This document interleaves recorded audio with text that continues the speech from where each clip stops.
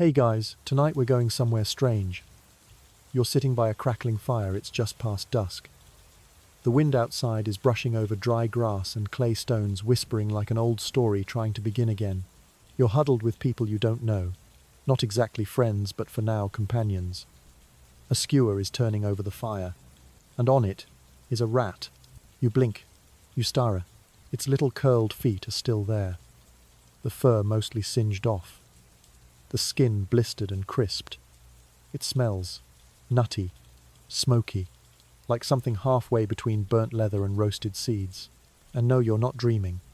You're just very, very far from home. This isn't the future, or even the present.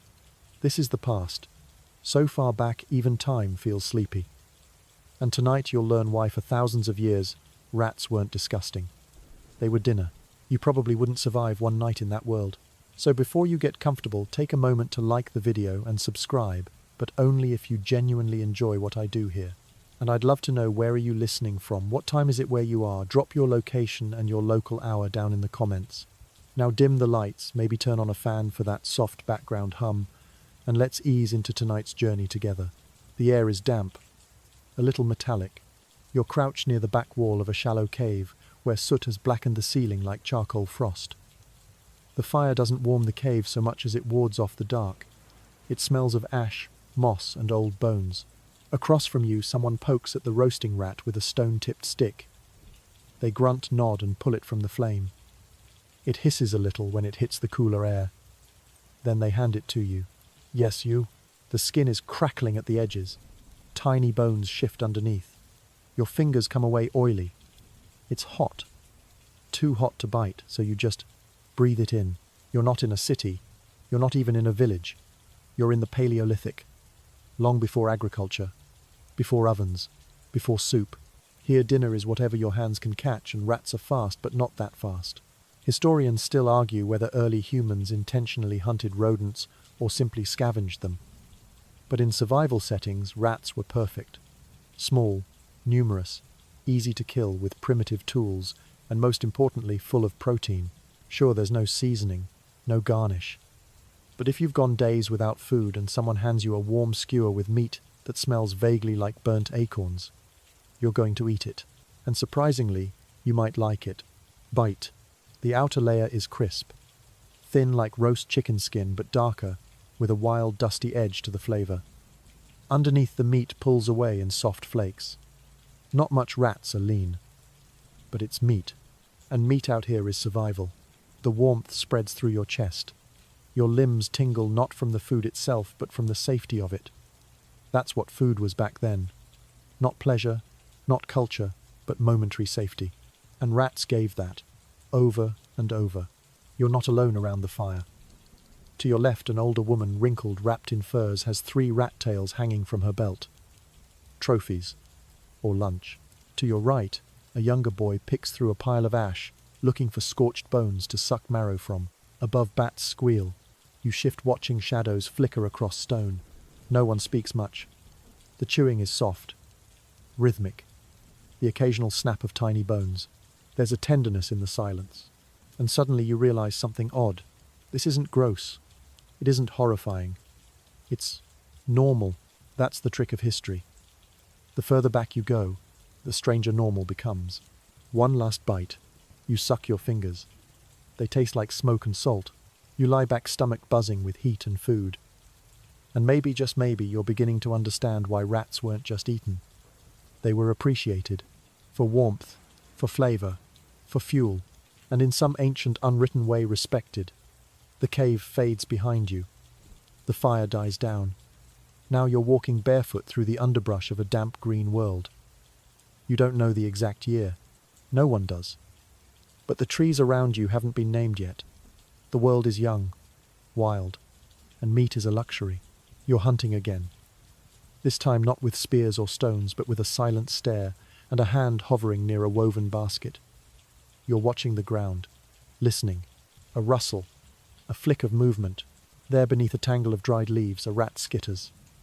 It pauses, sniffs. You don't hesitate. With one practiced swoop, you snatch it by the tail. It squeals sharp, high, wriggling in protest. But you know how to grip it right. firm but not crushing. You've done this before. You're not a monster, you're hungry. For thousands of years, rats were just another small mammal, like squirrels, like lizards. In fact, in many places they were preferred, because they bred faster, hid better, and multiplied year-round. When the world was wild and forests were dense, food wasn't farmed. It was chased, foraged, or trapped. Big game was rare, dangerous. Too much risk, too little reward. But rats, they were always around. You crouch by a stream now, dipping your catch in the cold water. The rat shivers once then goes still. You breathe in the scent wet fur sharp like mushrooms and iron. It's not pretty, but neither is hunger. You collect firewood. You stack stones. The fire crackles back to life. Soon the rat is cleaned, gutted with a sharp flake of obsidian. The bones are fine, the flesh pale. It hisses as it meets the heat. There's no salt, no marinade. But the smell is richer this time, a little sweeter. You remember what the old woman said last night? You don't need flavor, you need food. Historians point out that in many early cultures, especially those living in nomadic conditions, caloric efficiency mattered more than culinary preference. You weren't choosing what to eat, you were choosing what not to die from. And rats. Rats were a reliable plan A. The protein in a single adult rat might not be much, maybe 20 grams. But if you could catch 2 or 3 a day, you'd have enough fuel to keep walking, keep thinking, keep alive. Here's a quirky detail. In some Paleolithic sites, archaeologists have found concentrations of tiny bones, especially rodent femurs near hearths. Some say it's evidence of ancient snacking habits. Others suggest it was part of a ritual, a sign of gratitude, even reverence. Historians still debate whether those piles were waste or worship. Either way, the rats were eaten. The meat finishes roasting. You pull the skewer from the flame. Steam coils upward, warm and earthy. You tear off a piece. The texture is like overcooked rabbit, a little chewy, but tender in spots, fatty around the belly. The legs are stringy but satisfying. You swallow, close your eyes, listen. The forest breathes. The fire crackles. Your belly thanks you. By now you realize something deeper. Ancient people didn't eat rats because they were desperate. They ate them because they worked. They were small enough to catch, easy to prepare, and dense with the only thing that mattered in survival: calories. You lean back again this time, not just full, but curious. Why don't we eat rats now? Why do we wrinkle our noses? You think about that as you drift to sleep beside the fire belly, warm hands, greasy heart, oddly calm. You survived another night, thanks to a rat. You wake before the sun. The embers are still glowing soft red against the ash. There's a faint trace of last night's smoke clinging to your hair, your hands, your breath. It smells familiar now. Less like burnt fur, more like survival. The rat bones beside you are brittle, clean, picked dry. And you're not alone anymore. You've moved forward in time across an ocean into a village with clay-tiled roofs and wide wooden doors. Children run barefoot through narrow streets. Smoke curls from kitchen vents. Somewhere a rooster tries to sound important. You are in early imperial China, and someone is cooking rat soup. You follow the scent. It's delicate, barely there, like stewed herbs and boiled nuts. You step into a courtyard where a woman is hunched over a wide ceramic pot. She's stirring something slowly, methodically, with a long bamboo spoon. Inside water leaks ginger, and 3 small field rats, skinless and floating like soft dumplings. She doesn't flinch, doesn't look ashamed. In fact, she hums. Ancient China was a land of massive diversity, not just in people or language, but in food. And rats, particularly field rats, were not just acceptable, they were regional delicacies. In the Shandong and Guangdong provinces, rats that fed on grain were often preferred, even farmed quietly, because they tasted cleaner, milder. Their diet mattered. And unlike rats in the cities, these rural rodents weren't seen as filthy. They were part of the ecosystem. A nuisance, yes, but also a natural byproduct of abundance. You grew rice. You got rats. You caught rats. You had dinner. The woman lifts one from the pot. It's pale now. Soft. The broth around it has turned slightly cloudy, rich with marrow and fat. She tears off a piece with chopsticks and offers it to you. You hesitate. Then you try it. The meat is delicate, a little like chicken but silkier. The ginger cuts through the earthiness. The broth warms your tongue, your chest, your thoughts. It's comforting. Quirky fact here. Ancient Chinese herbalists believed rat meat had medicinal value. It was said to improve blood flow, warm the kidneys, and strengthen the body after childbirth. In some texts, it was even prescribed for digestive troubles. Historians still debate whether those claims were rooted in nutrition or belief. But either way, rats weren't seen as gross. They were functional food, and sometimes even luxury. You're invited to dinner that evening. The table is round. The bowls are small. There are vegetables, rice, fermented tofu, and yes again rat. This time it's grilled, lacquered in soy sauce, and honey garnished with slivers of scallion. The skin crackles under your teeth. The flavor is bold, sweet, slightly smoky. The texture, think duck wings but with more bite. People laugh. Clink cups, share stories. No one gags, no one whispers. It's not a dare, it's just a dish. You take another bite, another sip of warm tea. The night air is fragrant with jasmine and charcoal. You lean back feeling full, but not just in your stomach. Something in you is shifting. Your disgust is quieting. Your understanding is growing. You're beginning to see rats not as symbols of squalor, but as history. A thread woven through every meal humans ever fought for. And you wonder, what else have we forgotten? You don't notice the change in time at first. The tea is still warm in your hands. The scent of jasmine still soft in the evening air. But the rooftops have shifted. The language floating through the streets is different. Latin now. And beneath your feet the roads are paved with stone. You're in the Roman countryside, somewhere outside of Pompeii maybe. Villas dot the hills. Olive trees sway in the breeze. And in the garden behind a modest stone house someone is feeding a rat. Not just any rat. Alir, also known as the edible dormouse, fat, fuzzy and well fed.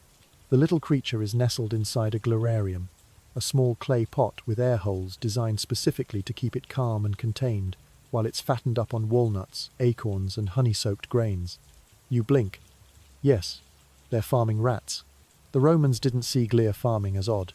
It was a mark of wealth and refinement. These dormice were status snacks, served at banquets roasted whole, often stuffed with minced meat, herbs, and sometimes even pine nuts. And they weren't just for food, they were part of entertainment. Guests would marvel at the presentation, tiny animals crisped to perfection, brought out with sweet wine and grapes. Imagine the texture, golden skin that shatters under the teeth, a rich and oily interior that melts like pâté, and just enough chew to keep your tongue curious. You're watching a banquet now. The table is low. Cushions line the floor. Torches flicker against frescoed walls.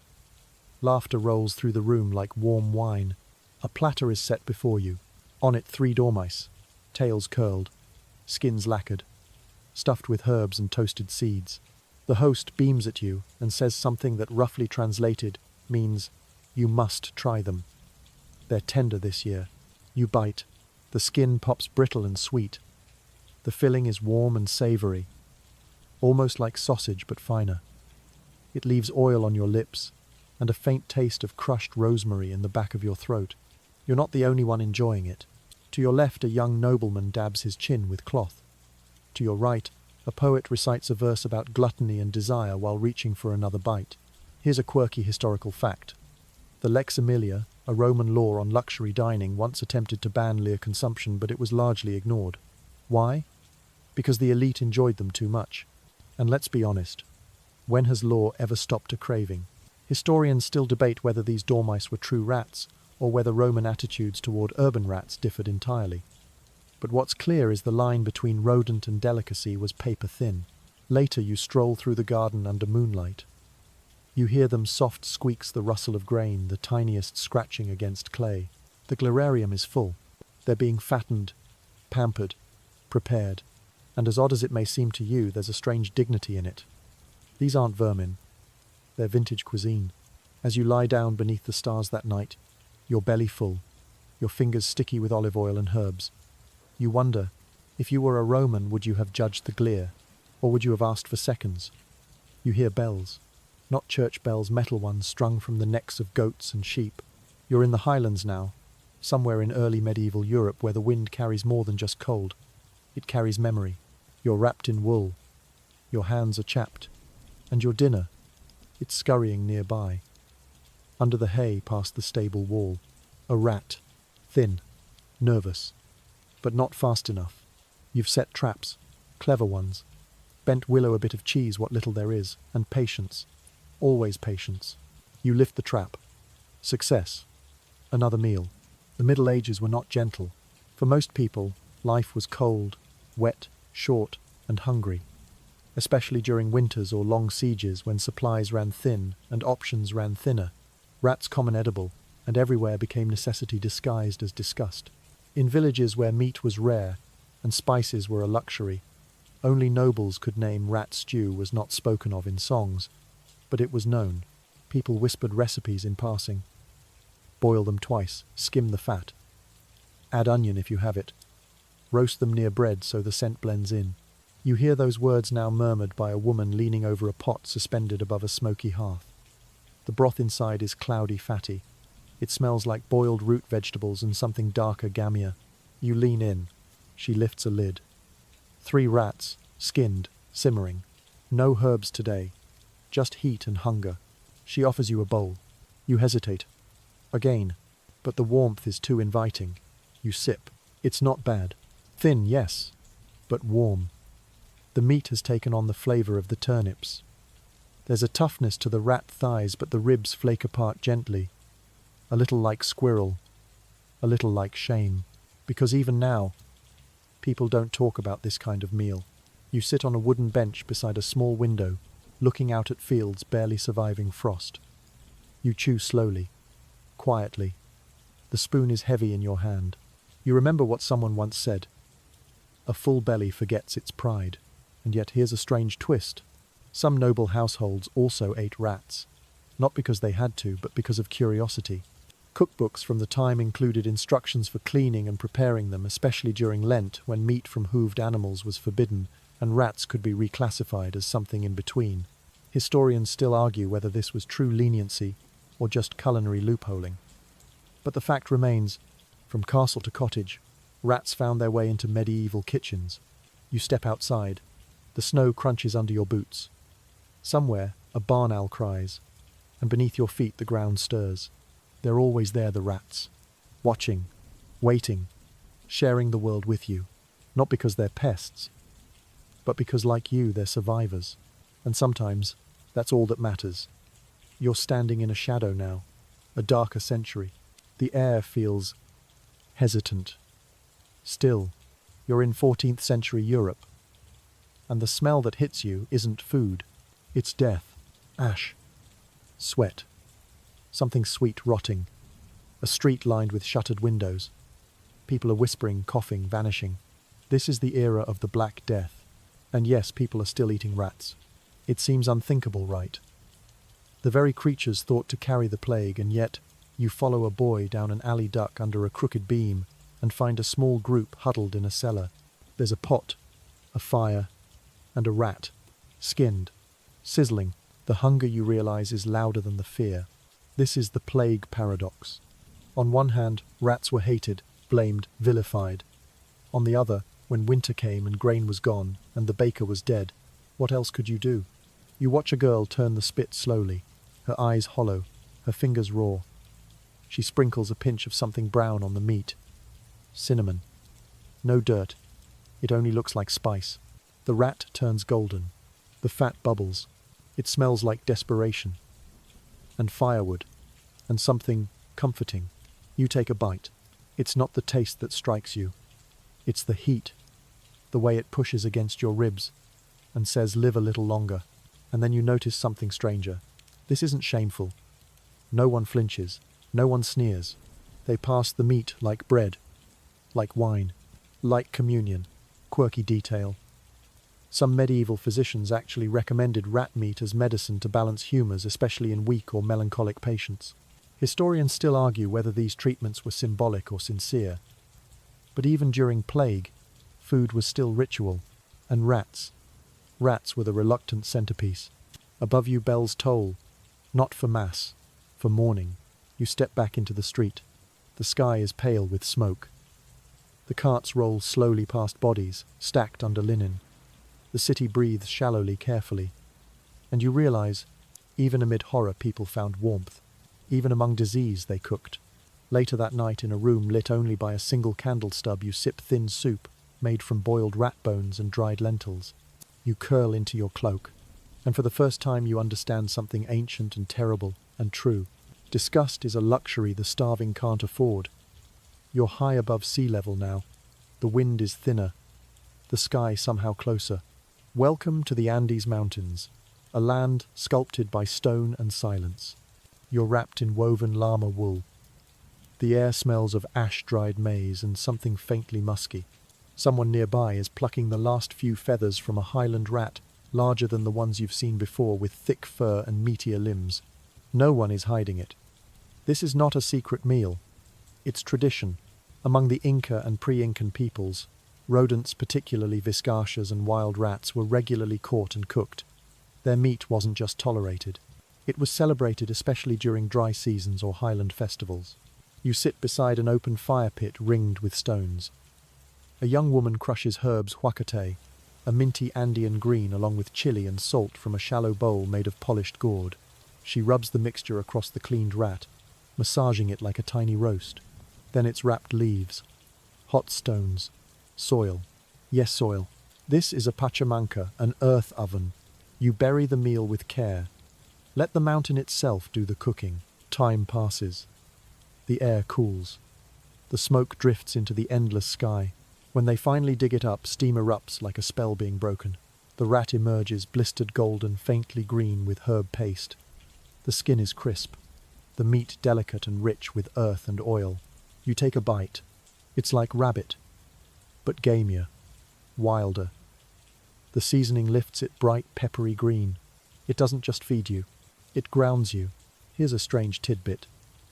Some Andean myths suggest rats were gifts from the earth goddess. Pachamama, small lives offered up so that larger ones could continue. Historians still argue whether these creatures were seen as holy or just handy, but their role in Incan cuisine is undeniable. After dinner there's music, simple flutes, a slow drum. You lie back on a blanket that smells of smoke and sheep. The stars above are jagged and close. You can almost touch them. You curl into yourself full and warm and think, this isn't survival, it's celebration. The next morning you help check traps, woven baskets baited with corn. You find one wriggling rat, not yet part of a meal, but soon. And again there is no horror, only habit. Because up here the old rules don't apply. What grows feeds. What moves might feed too. And gratitude for every morsel is older than disgust. The sun is brutal now. It hangs low and wide, washing everything in gold and sand. You're walking across a stretch of desert somewhere between ancient Mesopotamia and the edge of a lost oasis. The wind tastes dry like powdered clay. Your lips crack. Your feet blister inside worn leather sandals. But ahead, in the shimmer of heat, a campfire flickers. And over it, a sand rat skinned, splayed, and roasting on a spit. In the harshest environments, survival demands ingenuity. And for ancient tribes of the Middle East and North Africa, rats weren't pests. They were part of the land-desert spirits in fur skittering between burrows and date palms. You crouch beside a Bedouin elder. His hands are leathered with time. He turns the rat slowly, letting fat drip onto the embers. The scent that rises is surprisingly rich, nutty, faintly sweet, almost like roasted chestnut. He sees you hesitate. Then he smiles and says, "If it runs and it doesn't bite you first, it might feed you." In ancient Arabia, and later in nomadic Islamic communities, jerboas and gerbils, desert-adapted rodents, were caught, cleaned and preserved. Some were smoked, others sun-dried. The meat was light, compact, ideal for long journeys. You're handed a small pouch now, tough, woven, smelling of thyme and dust. Inside strips of dried rat, seasoned with salt and coriander. You chew. It's tough, chewy, but the flavor intensely earthy, slightly gamey grows the more you work at it. It sticks in your teeth, then melts on your tongue, like sand turning to water. Quirky fact here. In certain ancient Mesopotamian tablets, scholars have found references to field meat and burrow beasts, terms that likely referred to rodents used as emergency rations, or perhaps even offered to gods during droughts. Historians still argue whether these texts reflect necessity, reverence, or routine. But when the land gave you nothing else, you didn't question the source. You honored it. As the sun sinks, the dunes change color from white to gold, to pink, to deep violet. The stars emerge, piercing and silent. You lie on a rug beside the fire, the last piece of roasted rat cooling on a flat rock beside you. You're not disgusted anymore. You're awed by how little we need to survive, and how much we owe to the creatures that helped us do it. Somewhere in the distance a rat digs its burrow. Soft, quick, unseen, but always part of the story.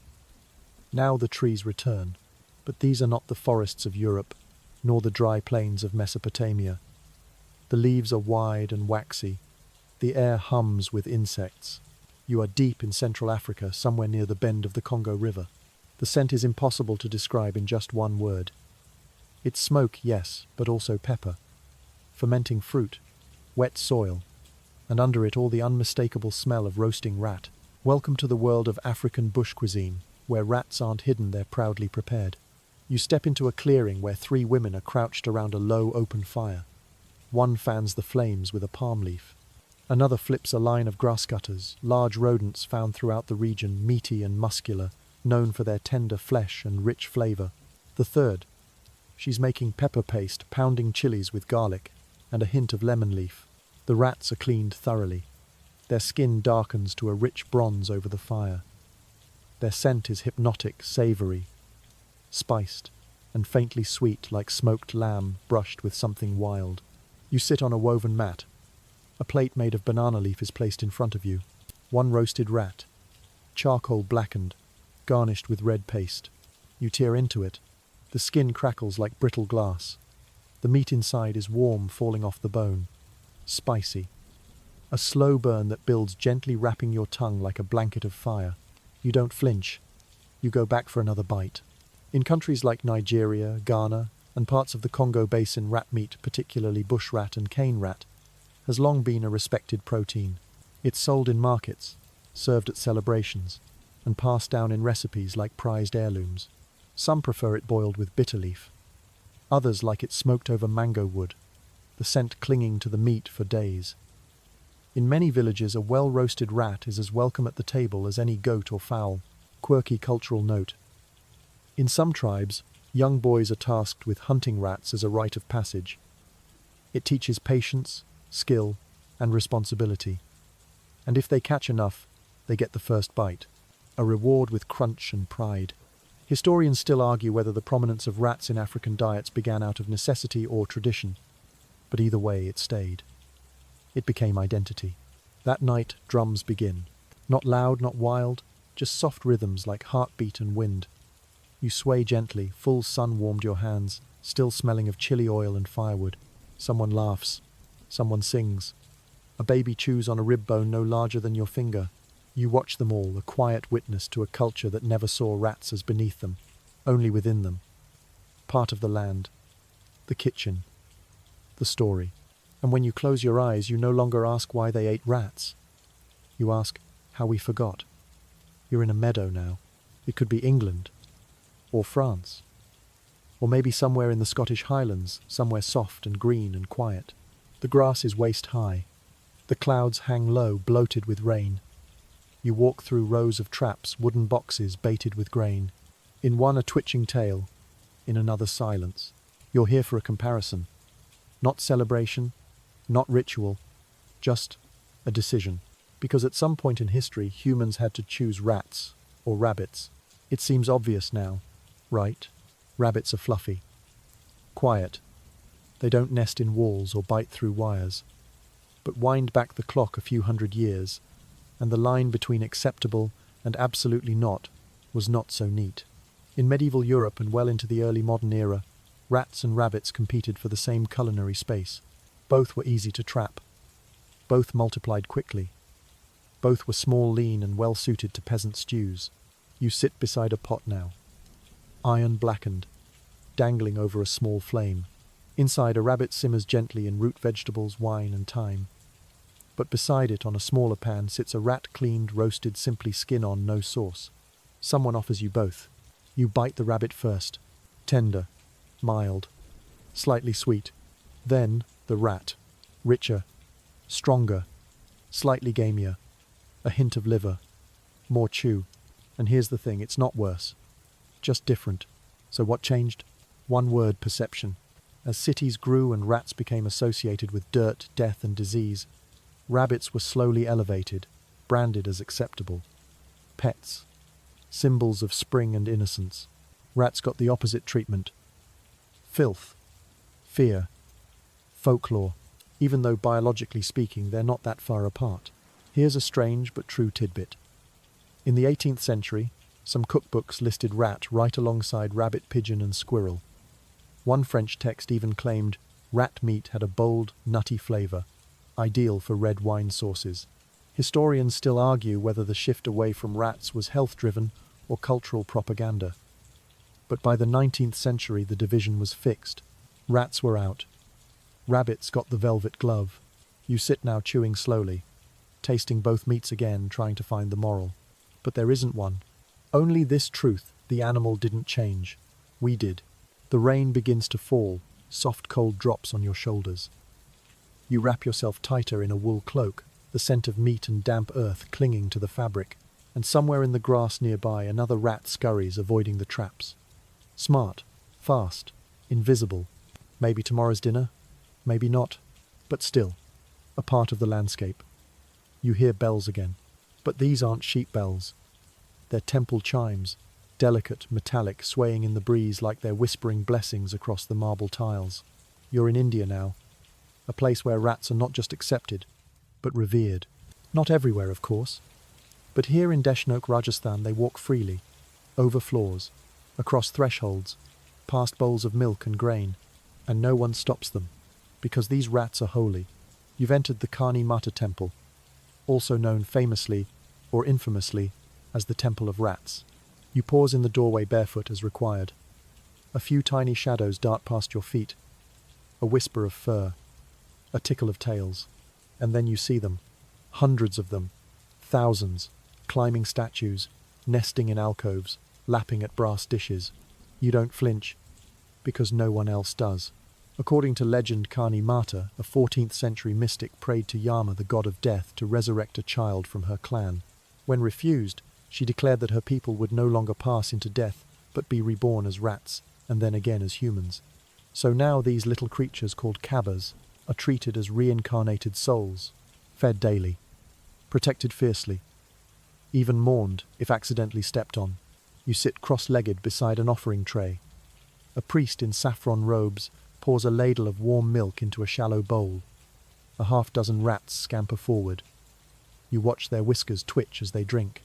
One climbs onto your foot. You don't move. In this space, your fear has no power, because reverence outweighs revulsion. But wait, did people actually eat rats here? The answer is complicated. In some rural villages of India, especially during droughts or floods, rats, particularly bandicoots and rice rats, were collected and eaten, often discreetly, out of necessity. But even so, not always with shame. Some indigenous tribes, like the Adivasi, included rat meat in their traditional dishes, roasted, smoked, even curried with turmeric and mustard seeds. Here's a quirky cultural debate.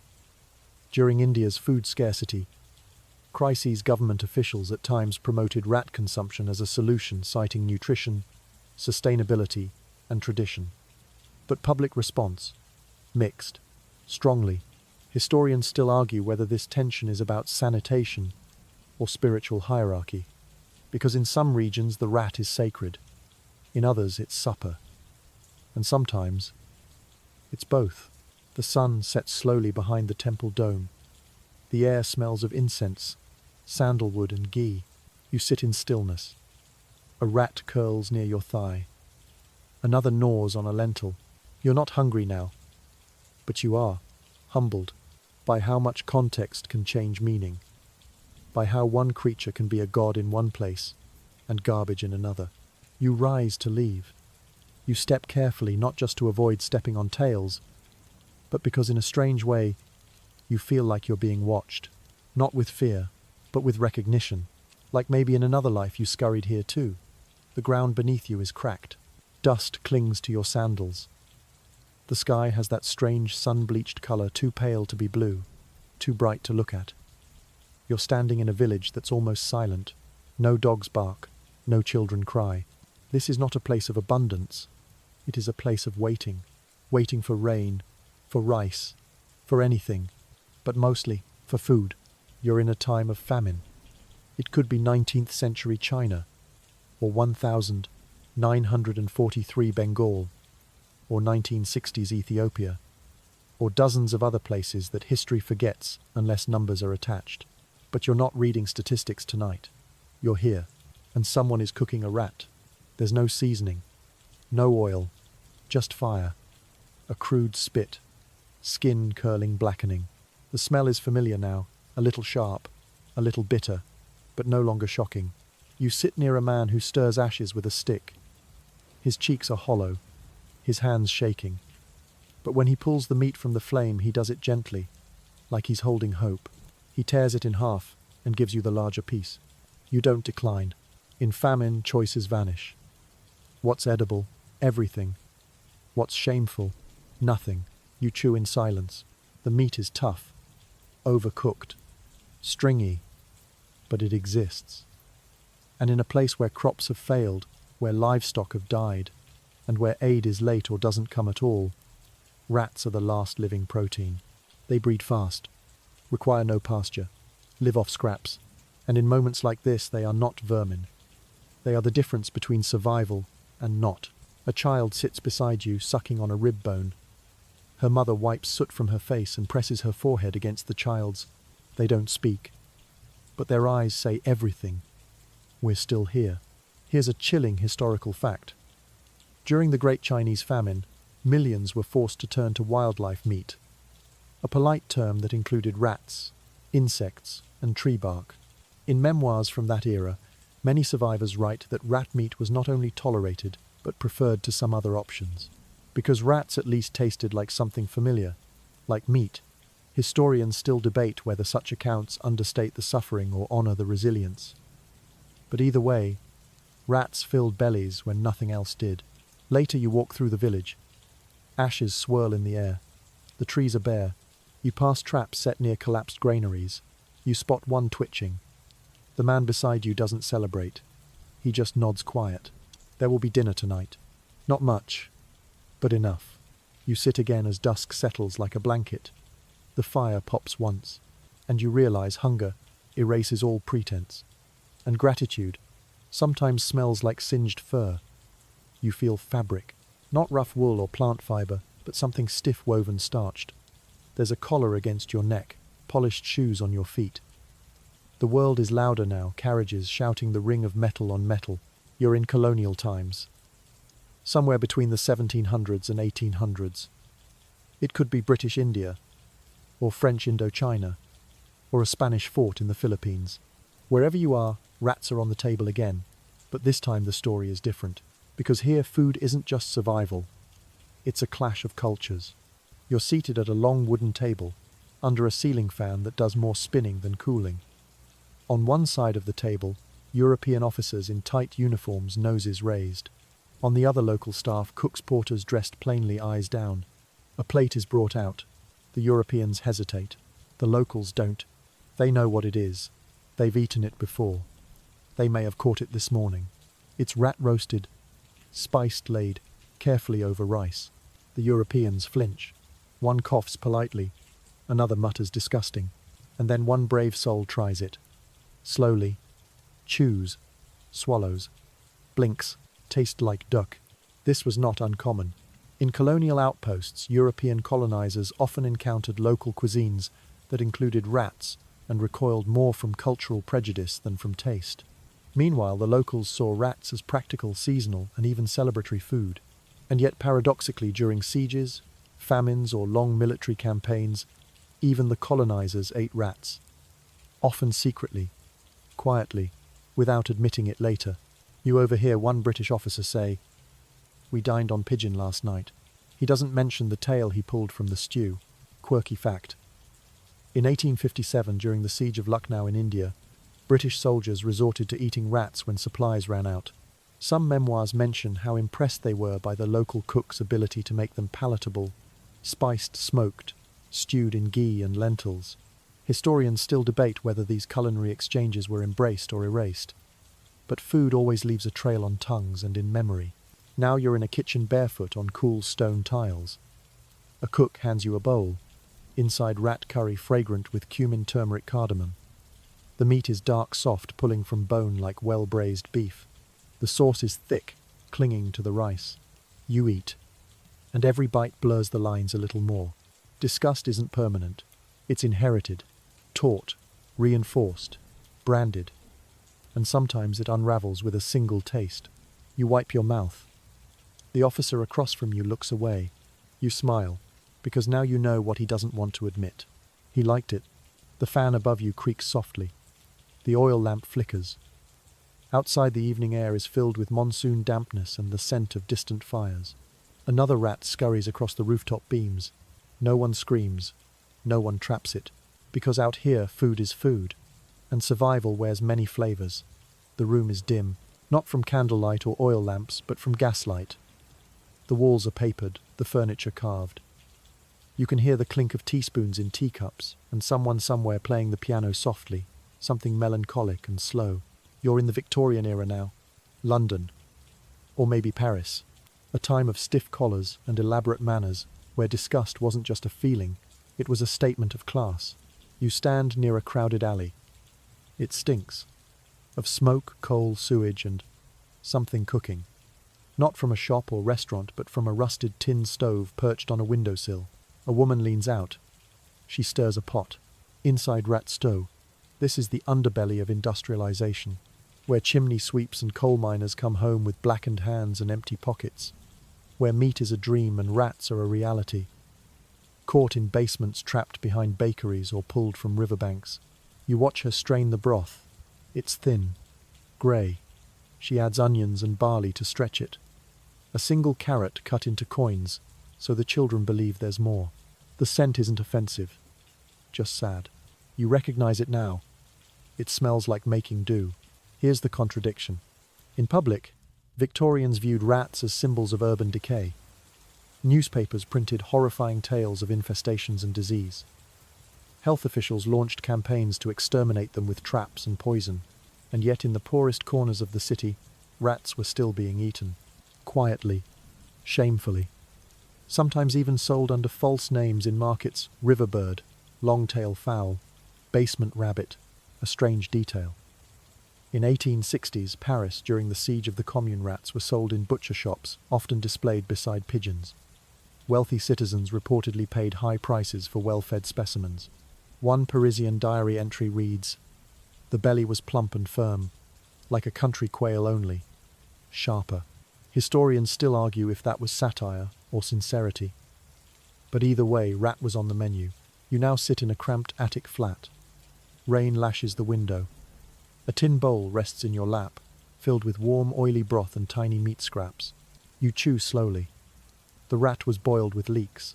The meat soft, the broth slightly bitter. It doesn't taste like shame. It tastes like resilience. Down the street, someone gags theatrically at the thought. Somewhere else, someone quotes poetry about civilization. And you wipe your mouth, set the bowl aside, and wonder how many other meals went unspoken. How many rats warmed bellies that society never saw. Because even in the age of powdered wigs and moral superiority, people still did what they had to do. Especially the ones nobody wrote books about. You're not in the past anymore. Not exactly. The air smells like concrete after rain. There's a flickering streetlight overhead. Somewhere nearby, a car passes slowly. You're standing on the edge of a city. Any city. Could be Lagos.